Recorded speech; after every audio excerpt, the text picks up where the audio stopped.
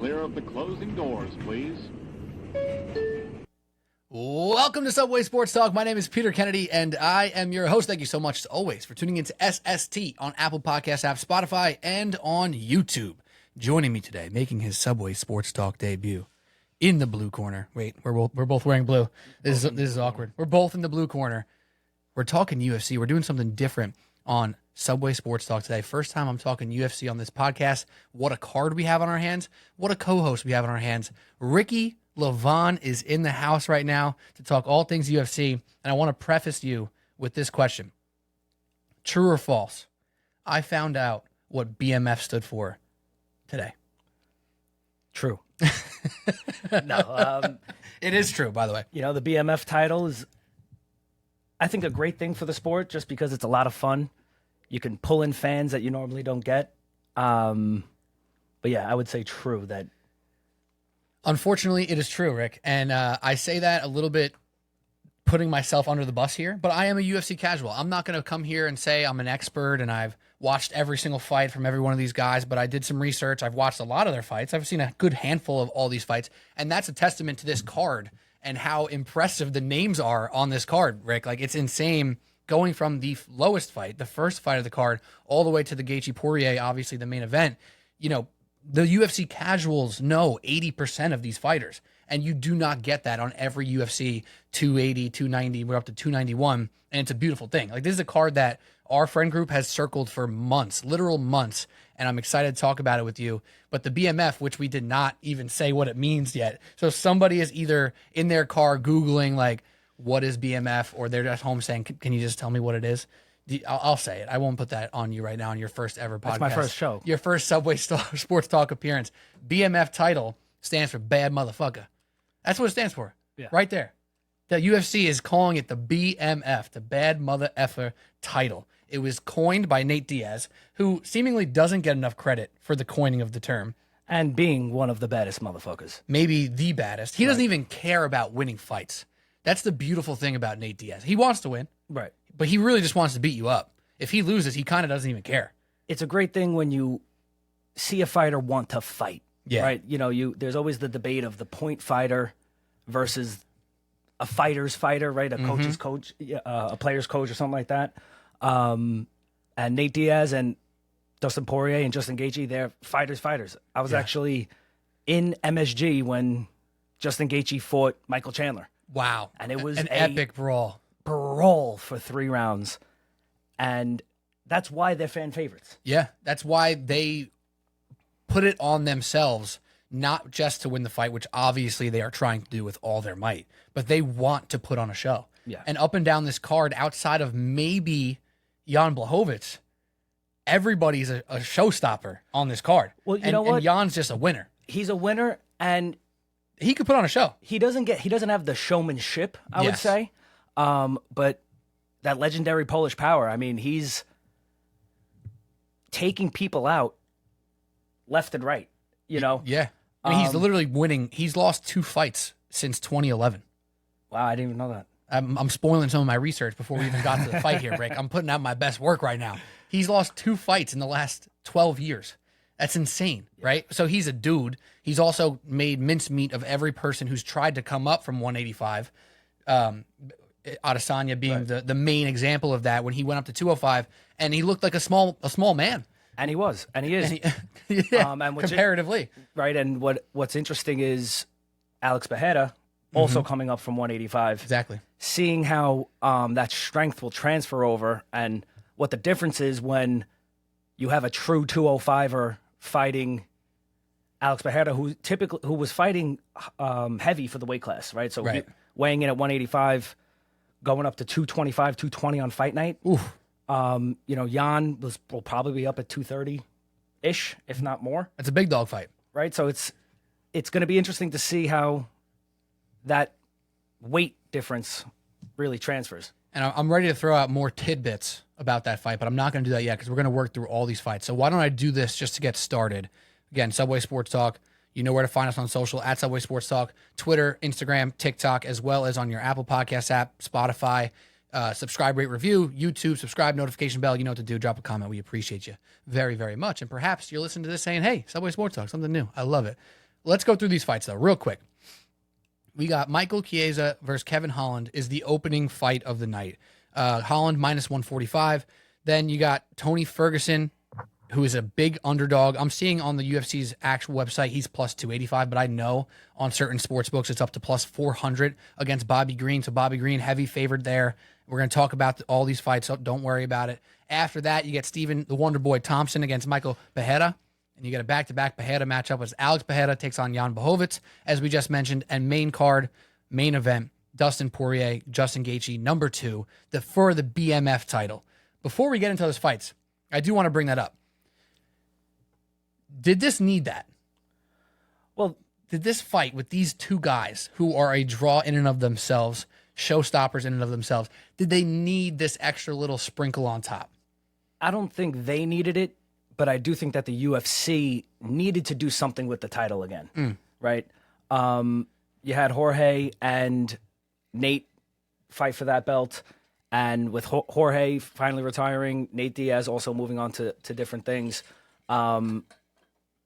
They needed to revitalize it, and I think this was a great way to do it with these two guys in Poirier and Gaethje. It's interesting. There's some talk that this fight could have been on the International Fight Week UFC 290 card, which that would have also made a lot of sense because you almost feel more excited for this one than International Fight Week, which 290 was just an unbelievable card. It was top to bottom, nonstop action, even into in the prelims. But historically, those International Fight Week fights were always the biggest cards of the year, right? They have all these like events in Vegas for meeting the fighters and Hall of Fame. They have the Hall of Fame ceremony. It's all that. This one almost I personally am a little bit more excited for it. I kind of agree. And maybe it's because of this fight itself. And that's why I guess I questioned the BMF. Was it even necessary? Because some people kind of make a joke about it. Like, oh, you're going to make us say what it means. Like I just did on this podcast. Like, you got to say, oh, this is for the bad mother effer title. Like, when you say it out loud, it doesn't sound as cool, even though it should. And it is very cool, especially when you got absolute killers taking on one another for it. But again, this fight's in Salt Lake, which also will come into play perhaps. I'm sure it'll be mentioned on the broadcast a number of times about the elevation and the cardio on all these different guys.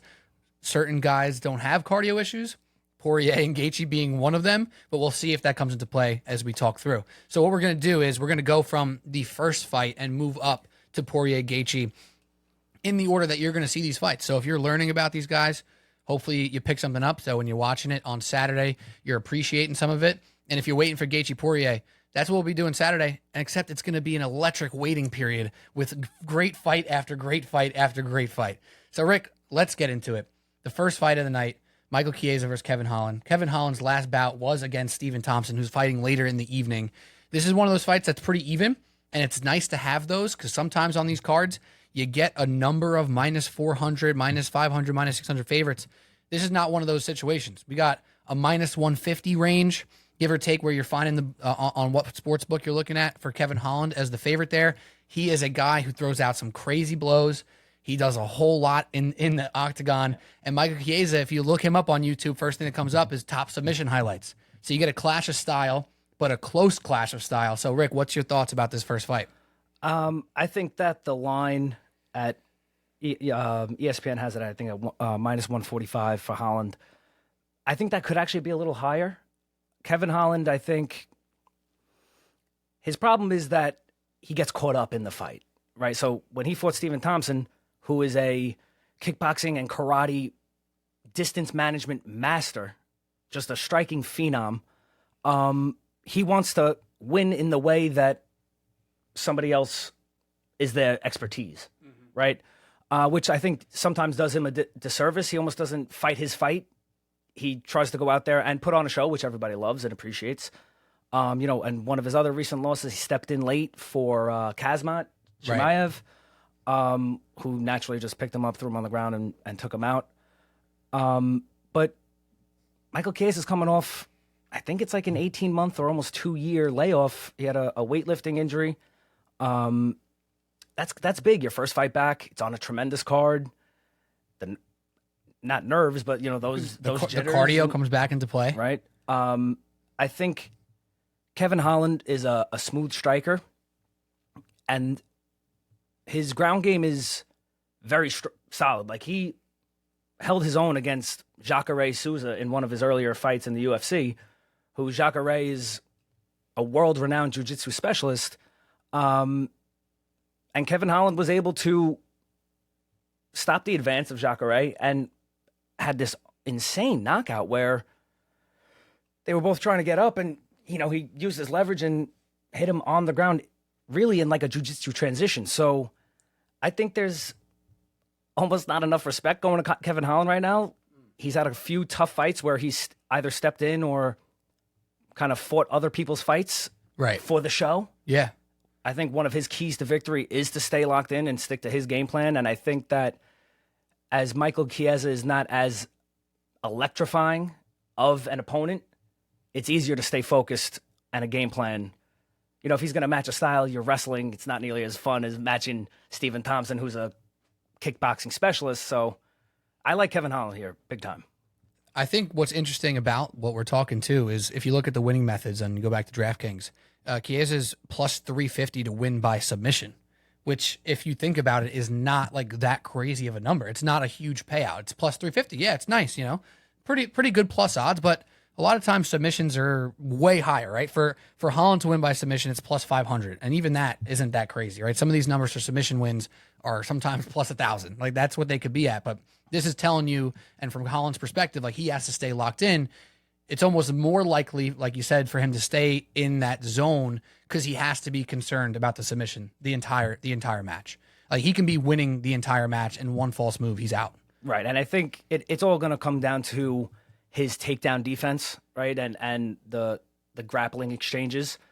Kevin Holland's long arms, long legs, and I think he has enough of a wrestling and grappling base to stymie some of those initial shots from Michael Chiesa. And I think his striking is superior enough that in those moments, that's where he can really shine and take advantage. And the best odds on the card are plus 140 for Holland to win by KO, TKO, or DQ. So that Vegas is telling you most likely he wins by ending it early on his feet, or taking him down and ground and pound or whatever it's going to be. But that's what the odds are telling you, and I kind of agree. I was watching the Thompson Holland highlights, and I saw exactly what you were describing. Like, he was tagging up Thompson. He actually got this one hit on the with his right to the side of his face that was insane. I didn't think Thompson was going to be able to withstand it, and he did. Came back and took advantage of some of those mistakes, if you will, by Kevin Holland. But in this matchup, I agree with you. Not to go chalk, but I think Holland will take this one as well.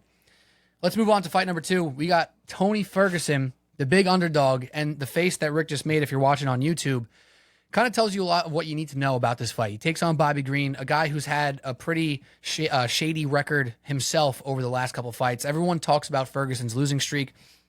However, when you go through Tony Ferguson's last couple fights, you see the best of the best, the cream of the crop. He's lost 6 in a row, or 5 in a row now, and those fighters include Justin Gaethje, who we'll get to later, Charles Oliveira, who has been one of the best in the business, Beneil Dariush, who's also a savage, Michael Chandler, nothing needs to be said, and Nate Diaz, who he put together a decent fight. It was still a little bit one of those moments, and you get it in UFC, you occasionally get it in football, where you almost get a little nervous as a viewer. You watch him and say, should you still be doing this? Like, why are you still doing this to yourself? But this is his life. He puts his soul out on every single fight. And Rick, I got to say to you, I think the odds are too high. No. You think he's done for? Yeah, so speaking of when he fought Justin Gaethje, that was in UFC Apex, right? Like when COVID kind of started opening back up, but they weren't allowed in crowds. And you could hear every shot. And it was a 4 or 5 round beatdown of Tony Ferguson. And since then, the Tony Ferguson of yesterday is no more. And it breaks my heart to see as a fan, because when Tony was in his prime, one of the most creative strikers, and his movement was unbelievable. He had all those fights canceled with Khabib, and that goes down as one of the greatest what ifs. What if they both were actually able to get that fight on when they were both in their prime? But I just think that since then, those other fights that you mentioned, they haven't really been competitive. Like, yes, he's fighting the best of the best, but they look like the best of the best. And that's what is worrisome. He's an older guy now. He's taken a lot of damage during that Justin Gaethje fight and after. I mean, the Chandler fight. So I just think that, my gosh, Bobby Green is also latter in his career, has had his own ups and downs. But in some of the more recent fights of Bobby Green's that I've seen, it doesn't look as bad by any means. I'm not going to say this is almost a who's worse competition, but I think it could go even higher than that. I think he could be really. Yeah, I can't see a Tony Ferguson path to victory in just the last 6 of his fights, just the way he's looked. Is his only hope to win by decision, to not die and get enough strikes in where he wins? No, I think Tony Ferguson's path to victory is to have some moments of the old Tony Ferguson, and in those moments capitalize, right? Yeah. It's almost like LeBron James, right? Picking his spots. You're not getting him the 40 minutes, 28-year-old right. for 40 minutes, but in those key moments, that's where he turns it on. I think Tony Ferguson needs a little bit of that, and he could get it done. It would be, for me, in my mind, it would be a tremendous upset. It would be shocking. Yeah. And you think about the Nate Diaz fight, and it was not really reminiscent of old Tony Ferguson, because he was willing to basically take a beating for the entire 5 rounds when he was in his prime, which is probably why he got to this point where we are now. He was very much sizing up Nate for the first 2 rounds, basically, of the fight. And he was getting in some blows, and Nate was getting his blows. And you could even tell Nate was like, come on, bro. Like, what are we doing here? Like, he literally, multiple times in that fight, he went down to the side, put his hands on his knees, and then would, like, jokingly throw his hands up like this, like, hey. And that, unfortunately, tells us everything about Tony Ferguson, of what he's been for the past 5 fights. I guess I put in a little bit of more value in the fact that you read through that list, Chandler and Gaethje and Nate Diaz and yada yada, they're all absolute dogs. Yeah, for sure. So, like, Bobby Green compared to those guys, even Nate Diaz right now, like, if Nate Diaz was fighting Bobby Green on Saturday, what's the odds on that? Much closer to even. Oh, by far. If not Nate Diaz being favored. Right. Nate and Tony Ferguson just went 4.5 rounds with Nate, survived more so than thrived. Right. But like you said, if he can pick those spots, I almost wouldn't mind if he went out hot early, because then that might be his only advantage. Well, one thing about Tony Ferguson that he's never had to worry about is his cardio issues. He Never. has an insane training regimen, and he's one of these guys that Married to the game. Finds a lot of creative ways to build that strength and endurance.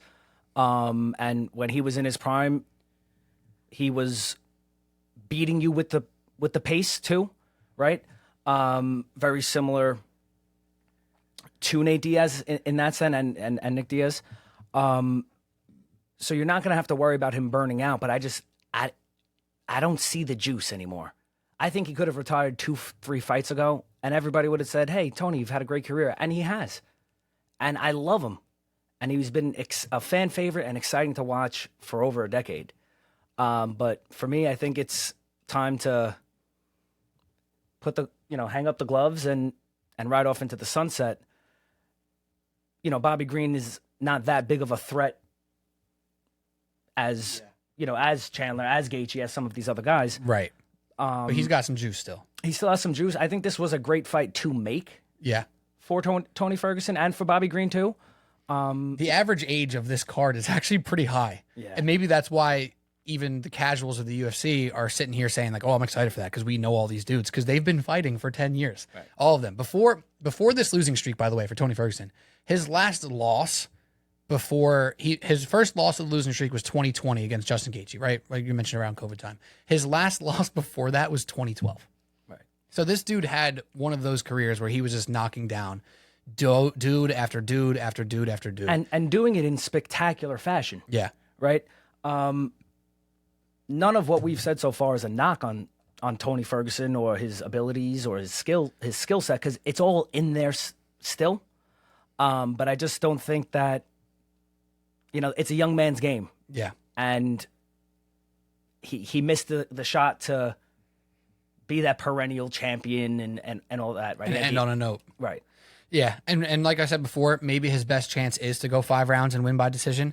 Vegas would agree.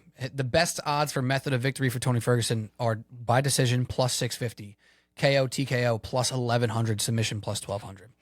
Bobby Green, on the other hand, is plus 165 to win by KO, TKO, plus 120 to win by decision. So if you think about it like that, and you think Vegas knows what they're talking about, which they do, I would say back to it. If I was a betting man, okay, which I am, I would say that Bobby Green by decision. One thing about Tony Ferguson that it's always been evident in his career, but you notice it more when he's really getting beat up, is he is durable as hell. Yeah. Right? He don't go down. He doesn't go down. And it's only a 3-round fight. I think that Bobby Green by decision would be how I would take it. Yeah, and that's how you juice up the minus 300 odds to just above even at plus 120. All right, moving on. Next fight, Stephen Wonderboy Thompson against Michel Pereira. How'd I do? Michel. I think so. It's actually spelled Michel, by the way. Oh, really? It is. Anyways, we're going to digress on that situation. Stephen Thompson is the favorite, not by much, minus 150. Michel Pereira, it's going to be tough for me to say Michel every time, plus 130. So close bout. Another one of these fights here where when I was prepping for this, Rick, and you tell me where I'm missing, as you mentioned about the attention to detail, the craftsmanship of Stephen Thompson, Michel Pereira throws out crazy stuff. Yeah. Like, he is one of the most eccentric fighters in the roster of UFC. Like, if you watch him ever fight, there's a chance that he's jumping off the cage. He's back flipping onto somebody to try to kick them in the chest, which doesn't feel like it should be legal, but apparently it is. He does a lot in the ring, in the octagon. That could be good. He's on a little streak right now. He's got some wins. He hasn't fought a ton in the past couple years, but he's a guy. He's a real fighter.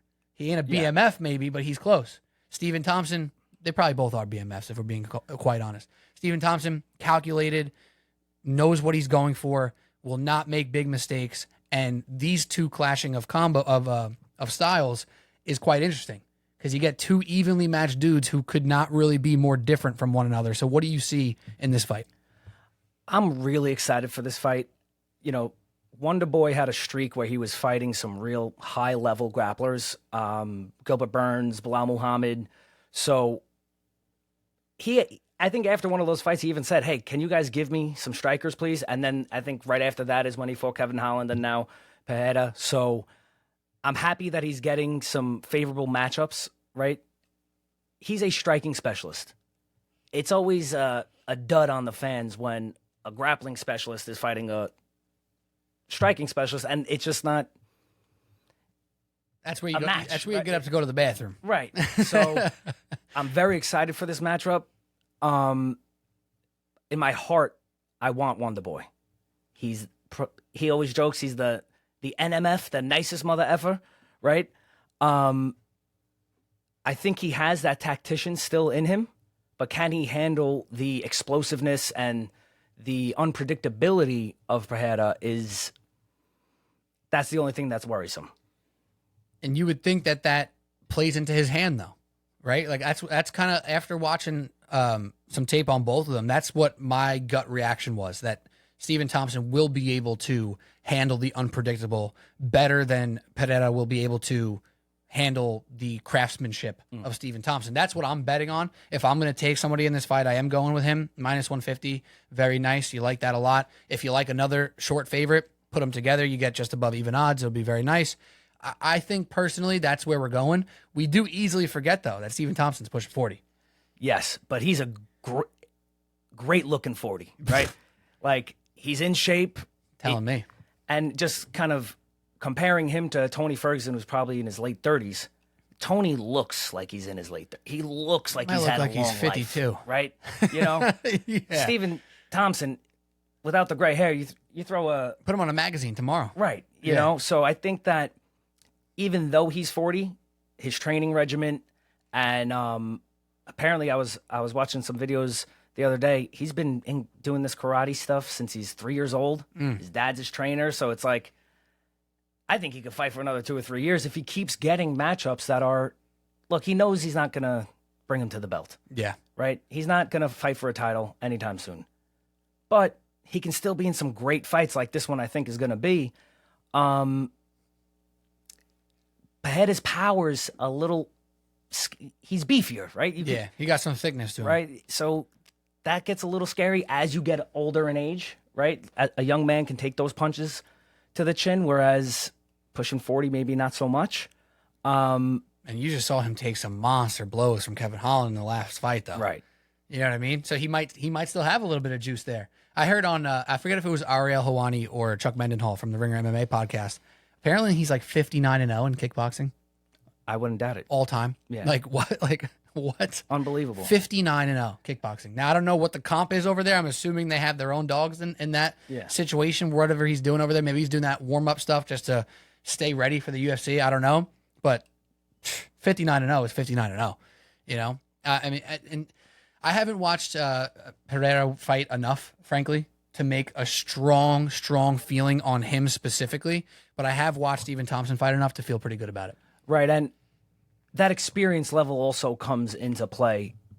Stephen Thompson's spent a career fighting top 10 UFC fighters, whereas Pereira's record in recent fights, not too many names that kind of jump off the page. No, none, really. I had to look up most of his recent opponents. You know, like that. I had to look them mostly up. I can't even announce some of their names. You know, so how does that play, being the third fight on what arguably could end up being one of the bigger cards of the year? I'm not sure, but my heart of hearts, I'm rooting for Wonder Boy through and through. So the odds go for method of victory. You got Stephen Thompson's methods of victory, plus 330 on KO TKO, 2,200 on submission. As I mentioned before, that's a normal number for some of these bouts in the main cards. Stephen Thompson to win by decision, plus 140. Pereira, you got KO TKO, plus 550, plus 1,000 by submission. So much shorter odds, but still large, and plus 275 by decision. I know you said you like Wonder Boy. I know you are leaning and rooting in that direction, but is there one specific method of victory, or maybe even an over-under 2.5 type of thing that you would consider as well for this fight? If it was over under 2.5, I'm saying over. If he doesn't get him out by that point, he's not going to. You're talking about Pereira? Yeah. Okay. If Thompson doesn't get Pereira out by 2.5, he's not going to get him out. Okay. If Pereira were to get Stephen Thompson out, I would definitely go under. Right. It would have to be. So you don't like Pereira by decision? I wouldn't say so. No. Yeah. Because I think he's a little too crazy to get there. And also, all of that kickboxing experience, one of the knocks on Stephen Thompson historically has been that he's more point-oriented. Yeah, not a knockout artist. Right, not a big finisher. So he knows how to play that game very well. Not to say he's not a fighter, because he will throw down happily. But that almost speaks to his longevity as well, in that, okay, if I don't have to brawl this one out, why would I? Yeah. I want to pull it up now. I'm curious when the last time he got taken out of a fight that early. Stephen Thompson. Yeah. I don't know. I'm going to have to look it up. The thing about Pereira is all it takes is one shot, right? All he needs is one moment to clip Thompson, and there you go. That's it, right?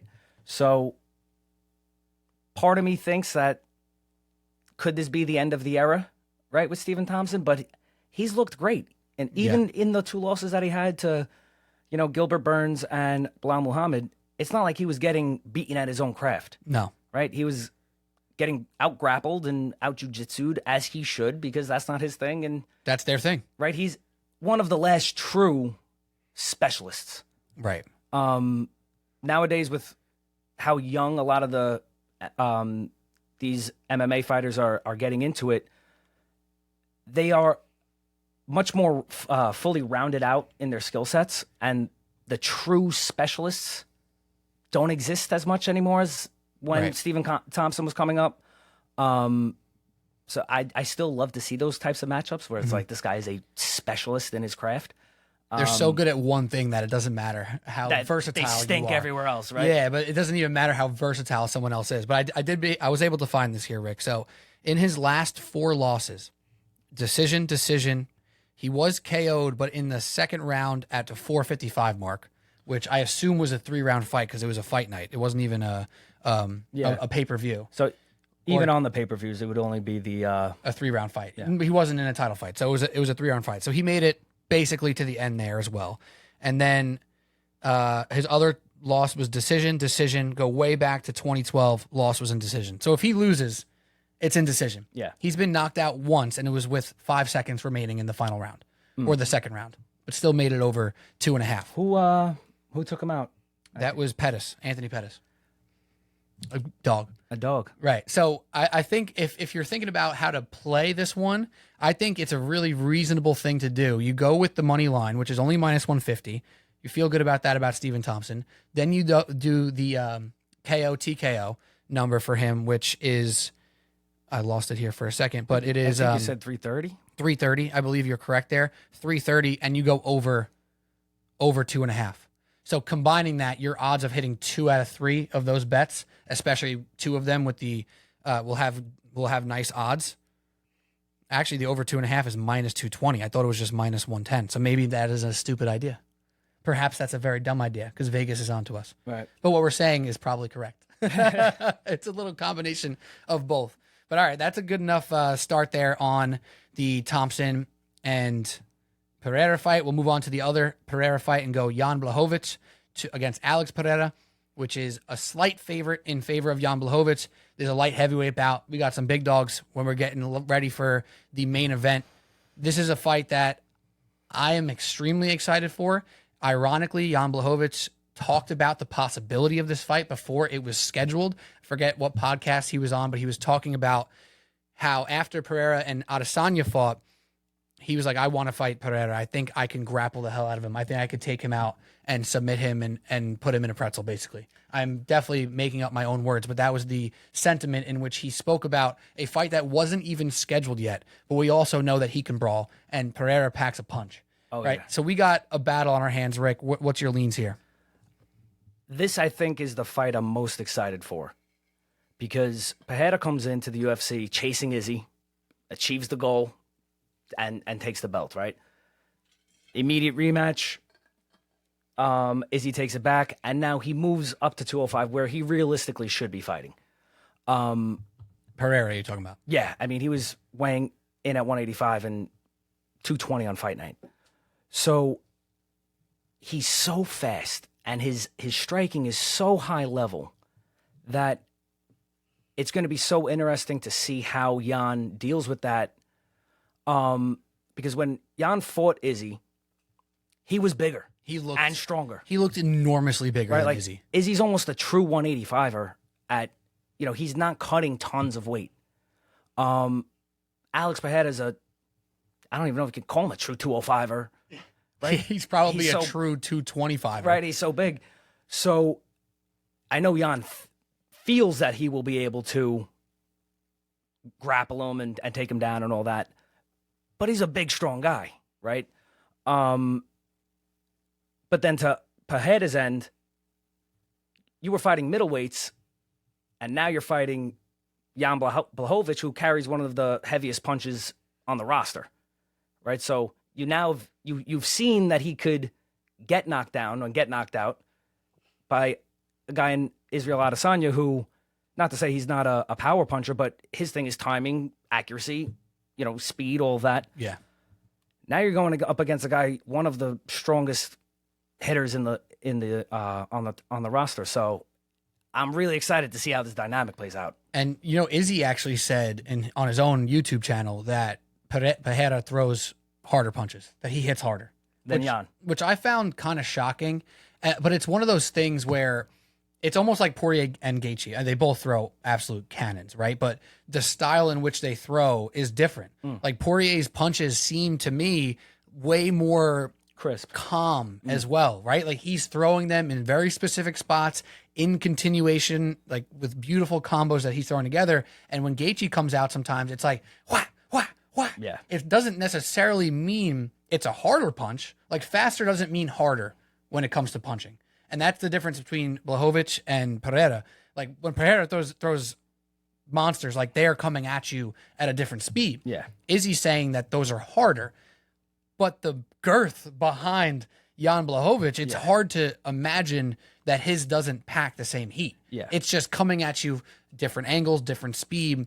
And if Pereira thinks he's throwing the hardest punches in the middleweight, maybe he's throwing regular punches to Jan Blachowicz. Right. And that's a question mark. Right. And, you know, when you are hitting guys as hard as Alex Pereira was when he was down at middleweight, not to say you almost rely on the power, but that's one of his specialties. Right, it's in your back pocket always. You know that if I can just get him, he's probably going to go down, right?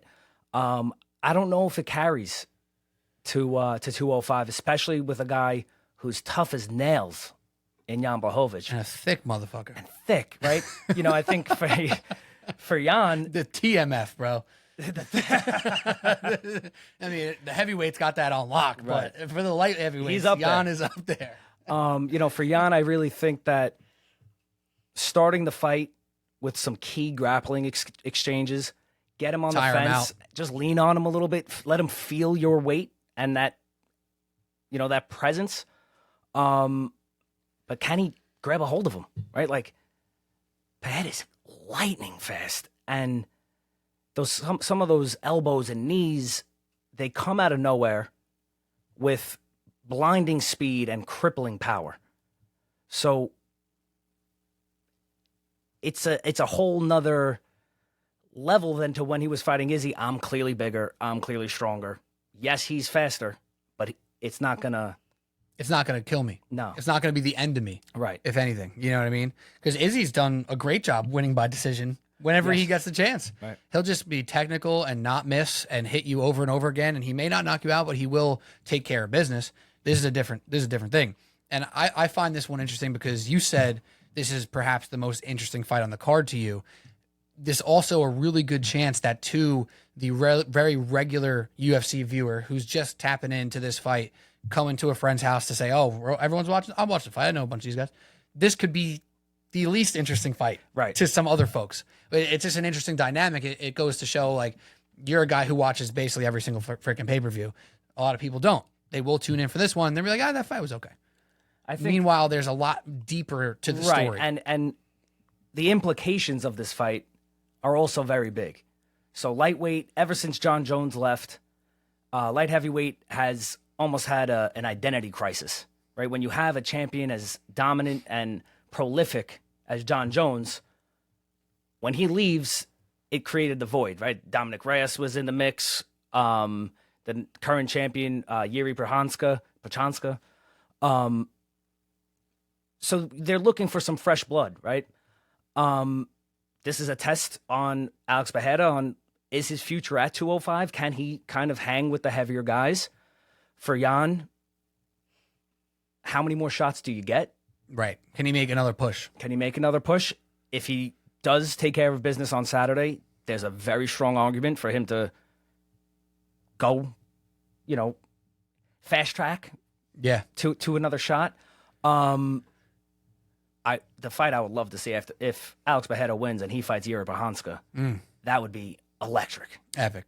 Because Yuri Prochazka is also a dog and is insane. Like, he's literally a crazy person. I mean, you could probably say that about 98% of these fighters, but then there's those people who you say that, it means they got the extra gear of crazy. Right. It's like when honestly Gaethje's there. Right. Gaethje and Poirier. Like, Poirier literally, when we're going to get to them in like literally just a second, but he's faced every fighter in the book who says, I'm going to bring you to the darkest reality that you have ever been. And he goes, let's go. Yeah. Let's go there. He never says, I'm going to bring you there, but he very much makes it clear that he's comfortable in that dark reality. And he's done it with basically every big dog in his class. And we'll get to them in a second. Winning method odds, real quick. Jan Blachowicz, plus 250 on the KO, TKO. Submission, plus 500, which could come into play here. and plus 350 on decision. Pereira plus 165 on the KO TKO, 1800 on submission, and plus 650 by decision. And that kind of tells you a lot of what you need to know, Rick. I think no matter which way you want to go, and for me, it is a pick'em. I can't imagine a world where this fight goes to decision. I can't. You've seen these guys take people's heads off for years. I don't see a world where one of them does not get finished. And DraftKings right now actually has them both at minus 110 for this, like the money line. Minus 110, minus 110. That's if there's people out there who are not excited for that fight, hopefully this podcast is a reason that you should get excited for that fight. Even though there could be a minute 40 stretch of some sitting on each other. Right. That very well may happen. It probably will happen. I say definitely will. But the other moments in that fight will be electric. And the way Jan fought Izzy kind of shows you he ain't scared to stand up and let it fly. And also there was a lot of moments where he dominated the grappling exchanges. Now, and Izzy never gets taken down. Jan got him. Now, Alex Pereira works with the previous light heavyweight champion. His name's escaping me right now. Bull dude. One of the most famous UFC fighters of all time. Definitely a Hall of Famer. St. Pierre? No. It's going to bother the hell out of me. Well, works with him. Jiu-jitsu special. One of the things they definitely are working on and have been working on is his ground game, is the grappling. But does the strength, weight of Jan Blachowicz come into play there? And does he hold him down? Does he go with a more grappling-centric approach? Instead of trying to knock the big dog out. Right. You're outclassed on the feet by far. Yeah. And nobody could argue that. It's going to be great. I can't choose in this because... Like choosing one between your kids. It's like choose for the fight to not make it to the decision. Yeah. Honestly, because you're right. That's the worst case scenario for fans, for all of us, is 3 rounds of grappling. Like we need a good chunk of stand up and let's make it happen. If that leads to grappling and to a submission, so be it. But if it's only that for 3 rounds, that won't be as fun. No. But let's move on to the main event. Ricky Livan, Pete Kennedy, Subway Sports Talk, Apple Podcasts, app, Spotify, YouTube. You're listening to me say these words. You found me somewhere. So subscribe, rate, review, do the whole thing. But let's talk about the main event. Dustin Poirier, minus 145 on DraftKings. Justin Gaethje, plus 125. It's a rematch, but they matched up so long ago at this point. They both had huge main event level fights since then, multiple each. They fought some of the baddest dudes in the whole UFC each since then, and they face again later. Some people say the way the first fight went made a lot of sense. Gaethje was throwing crazy stuff when zombie mode was still throwing crazy stuff, but Poirier outlasted all the leg kicks and the dead leg that it looked like he had, continued to throw those disciplined combo after combo after combo. But Gaethje in his last fight against Fiziev showed a little something different, Rick. And that's been very noted by the people in the media here and the fans of the UFC. So now, entering this fight, before you get into the specifics, do you feel differently about this fight after the Fiziev fight than you would have if you didn't get to see that? No, I think for me, it's the same, right? It's the second time these guys are fighting, and I expect the same thing. The keys to victory for Gaethje are still the leg kicks and still having a little bit more discipline, which he did show in that Fiziev fight and fights since he fought Dustin last. But for me, it's the same fight. These guys have just matured. Their skill sets have evolved, which is only going to make it more fun. I'm excited for the chaos because it will be chaos, and these guys always bring that. I think this will be the most fun fight of the night by far. I hope so. One thing that's an interesting kind of current undercurrent in this fight is the implications. For me personally, I really don't see either of these guys winning a title again. with Islam at top. They can certainly go for it, but Islam's Khabib 2.0. We've seen this play that's out. Makachev. Makachev, yeah. Makachev, my bad. Right. And Oliveira is also Right, and in that mix Oliveira still. beat, I think, Oliveira's 12 of 13 with his only loss coming to Islam. I think he beat them both in that stretch. Yeah, he did. And Not by much. no, well, in both of those fights, he got knocked down. People are afraid to get on the ground with him. He has one of the highest, if not the highest, submissions. He almost waits to get knocked down. Right. And says, come get me. Come on. While this is a fun fight, and it is for the BMF and all of that, I don't think it changes any realities moving forward, in that the guy at the top it's a different class. He's kind of a class of his own right now. Right. What this could do is give one of them one more chance. Yes. Because that fight will be a sellout. That will be a bag for the UFC and both fighters. Right. For Islam to take on Poirier or Gaethje, if they can get back to that spot. Maybe they have to fight Oliveira again to get there. Right. I don't know what Dana White has in store for that, but it could give one of them one more chance. That being said, still going to be difficult to get there. Yes. 155 is one of the most, if not the most difficult and exciting divisions Yeah. in the UFC. And these guys have been headlining it for years. I think Gaethje has more of a shot than Dustin. I think for Dustin, have some more fights like this, make your money, right? Like, you had your chances and it's unfortunately has not gone your way. You've had an illustrious career. And he ran into some of the best. Right. And he beat some of the best. it's time to just keep making your money on big name fights like this, and that's what it is. When it comes to the actual fight, it'll be interesting to see if Gaethje does a little bit more mixing it up and grappling. And, one thing that Gaethje is probably one of the best in the UFC at is finishing his combos with the leg kick, right? And hitting the body. And hitting the legs and the body. Tie that in with a couple takedowns, and you could probably have a different result. I think discipline and not getting caught up in the moment, right? Like when you see some of these Gaethje highlights where it's just like he's throwing and just taking fisticuffs, right? And taking bombs as well. Taking the bomb. The Gaethje Chandler fight went nuts. Insane. Just both of them were killing each other. Yeah. Which they both expected and delivered. And said that we are going to murder each other for 3 rounds, and they did. And it was fantastic. And MSG, I felt like the roof was going to cave in, how crazy everybody was going. And it was, I think, the co-main. Actually, no. It was the third fight because Weili Zhang fought Joanna. Good luck saying that name. Go ahead. For the belt in the co-main, and then the main, I forgot what that was. But either way, they were the third fight. But doesn't that say something? That you were literally in the building and you can't remember the main because that was right.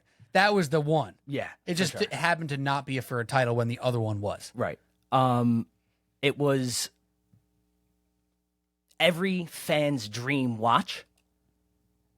Nonstop action for 15 minutes. I think this will be certainly similar. Now, they do have 5 rounds. Typically, you start out in the first round, feel each other out and all that. But I think for Gaethje, the key is really just sticking to your game plan, staying disciplined, and not getting caught up in the moment and going for broke. Yeah. And one thing to say about Poirier, too, he's been the type of fighter for a while now that when he has something exposed, even in victories, he comes back not allowing that to be exposed. Now, last time they fought, albeit 5 years ago, not 5 years ago. Yeah, about 5 years ago, probably, right? Yeah. It was a while ago. He hammered Poirier's leg. Inside kicks to the thigh, to the leg, to the knee, over and over and over again, where, like, Cormier was announcing, one of the color guys for that fight, he was just like, you cannot keep taking these. You cannot keep taking these. And if Poirier wasn't such a beast in so many other categories, he was going to go down. He was close, bro. He was limping on that leg. He was limping since the second round on that leg. And he made it through. He finished the fight. He did what he had to do. But if he figures that out, one thing that's pretty clear that Gaethje figured out, because when Gaethje first got like truly, truly popped and backed up and wobbly, he didn't even think about trying to tie him up. Like you saw it. Go back and watch it. It's on YouTube. The full fight's on there. He did not even consider, after getting knocked back on his heels, to go and just try to hold on to him for 30 seconds and get some breath. Yeah. He just swung. And it wasn't until Herb Dean literally broke up the fight that Gaethje then went and tried to grab Poirier's leg and also grabbed Herb Dean's leg. Right. Like, he didn't think about it until it was like 12 seconds too late. Right. This time around, I think he's going to be more cognizant of things of that nature. Well, and I think that as much as you could train to protect the leg from those leg kicks, it's tough when they're at the end of those combinations. Yeah. Because you're already defending 2 or 3 other strikes, and he's finishing, and he's as close as we are when he's getting those leg kicks in. That's what it's really difficult about the way that Justin Gaethje performs those leg kicks, is that it's so close to you, you almost don't even think that somebody could kick you in the calf from that angle. Yeah, they use the term they're fighting in a phone booth. Right, and he's kicking you in the calf in the phone booth, right? Yeah. So how do you stop that? I'd kick myself in the calf if I was in a phone booth. But I think that it's going to be electric for sure. Deep down, my heart of hearts, I'd say I want Gaethje to win. He's been more of a favorite fighter of mine just as of late, as you know, the last couple of years.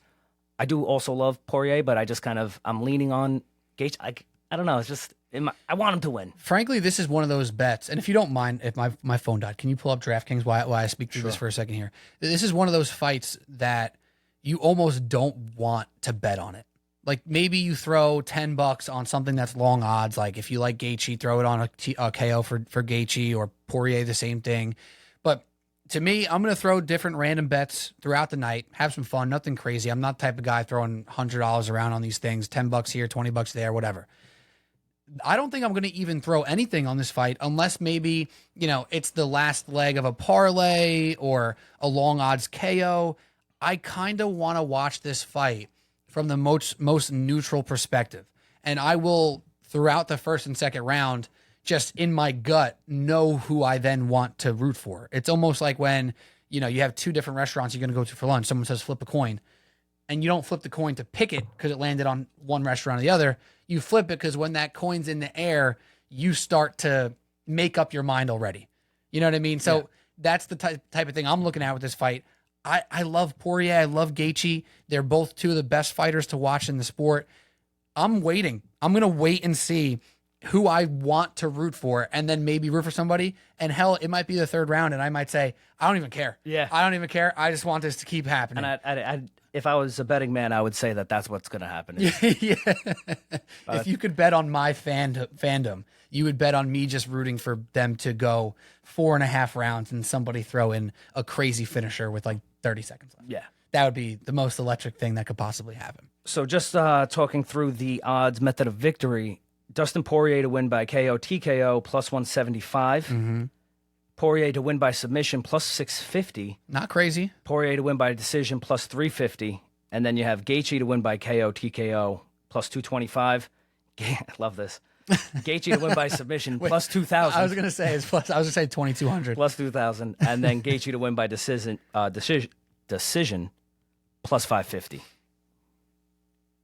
So they're saying that it's most likely going to be a knockout by somebody. Yeah, and I'm sure it's over. The over has minus juice on it as well, if I had to guess. So they're saying it's going to last a little while, and someone's getting knocked out. If it's 3.5, I'm saying over. It's going to go over 3.5 into the 4th, and then somebody's going down. Yeah. In spectacular fashion. God, I'm so excited. Is there anything else we need to cover on this? Do we need to cover the eye pokes? There was 2 eye pokes the last time they fought. It'll be something they bring up on the broadcast for sure. 2 different times Gaethje poked Poirier in the fight, and they had a stoppage, which you can argue it helped out both of them. In the moment, it felt like it helped out Poirier perhaps a little bit, even though one of the commentators was like, I don't know, man. His leg being so dead, you don't want to rest. Right. You get that lactic acid in there. Exactly. So I don't know. But the eye pokes will be brought up at some point. The takedown opportunities will be brought up. Since their last fight, the UFC has changed gloves. So the typical UFC gloves, when you have your hands open, they almost point forward, just the way the gloves were structured. And I think since their fight, I would say it's probably done within the last year or so, they've restructured the gloves to be more forgiving when you have open hands. Right. Less likely for a poke, basically. Yeah, even though we've seen them almost on every card, sometimes multiple times a card. Yeah, there's at least once there's a ball shot and one eye poke every time, and then at least 2 toes in the cage. Yeah, get the toes out there. I love those toes in the cage.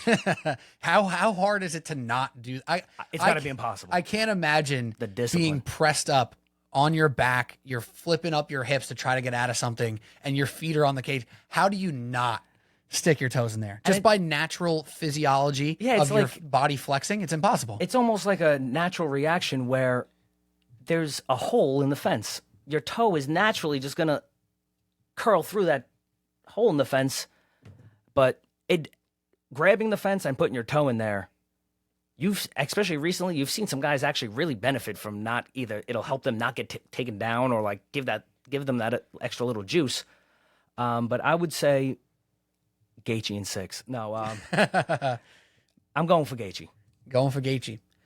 You're for Gaethje, bro. You're the most for Gaethje bro I ever met. I'm Fred for Gaethje. That's great. I like don't even want to make a pick for that, but I'm gonna go Poirier. All right. And not just because you're going Gaethje. If I were a betting man, again, which I am, I'm going Dustin Poirier.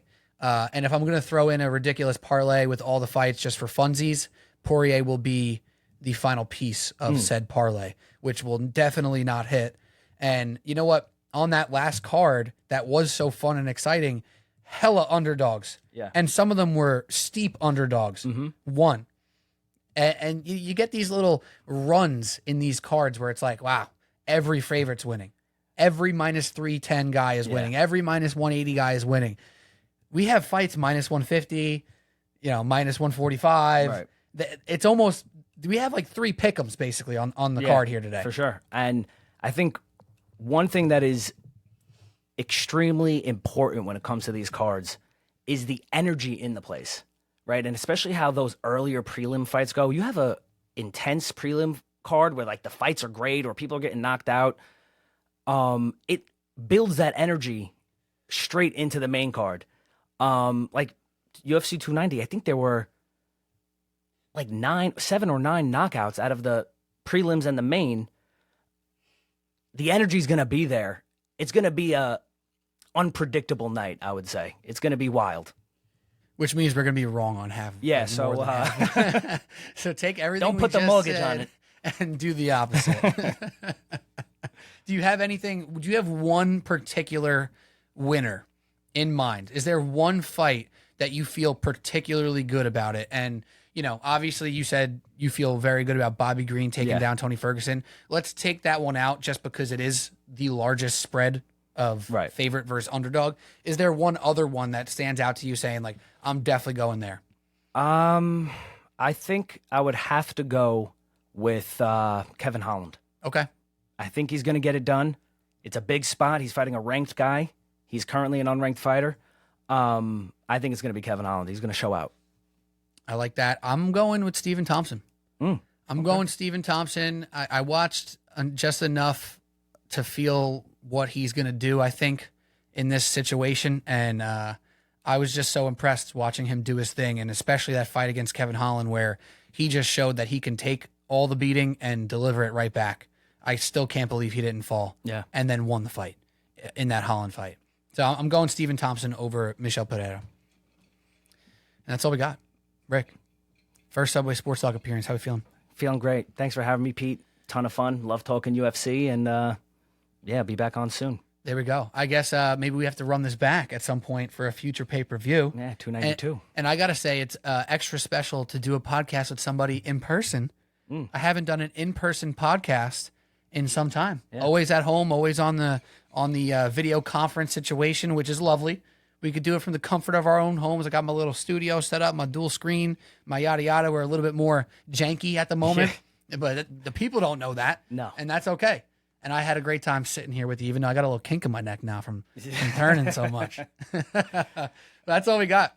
Subway Sports Talk. Don't forget to subscribe, rate, review on your podcast app. Subscribe, notification bell on YouTube.